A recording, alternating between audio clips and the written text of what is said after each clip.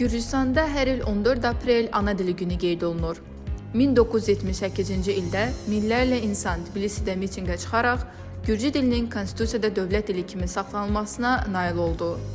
Bu gün Gürcüstan üçün həm milli kimliyin, həm də dilin qorunması baxımından xüsusi əhəmiyyət daşıyır. Bu əlamətlər gün münasibətilə Marnyuli Bələdiyyəsinin Yuxarı Saral kəndində fəaliyyət göstərən Saral İnkişaf və Təhsil Mərkəzində və Tihausda xüsusi proqramlar təqdim olundu. Tədbirdə Gürcü dili oxu klubunun üzvləri iştirak etdilər. Balaca oxucular Gürcü dilində şeirlər söylədilər, mahnılar ifa etdilər və mövzuya uyğun rəsm əsərləri yaratdılar. Sonda isə iştirakçılarla birlikdə xatirə şəkli çəkildi.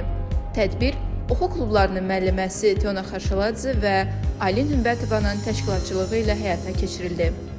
14 aprel Gürcü dili günüdür. Bu gün bizim tariximizlə, müstəqilliyimizlə və bizi birləşdirən hər şeylə bağlı olan bir gündür. 1978-ci ilin 14 aprelində bütün Gürcüstan birləşdi və Gürcü dili dövlət dili olaraq qorundu. Gürcü dili bizim zənginliyimizdir, qəlbimizdir və mən bir müəllimi olaraq məsuliyyət daşıyıram ki, gələcək nəsillərə ana dilinə olan sevgini aşılayım.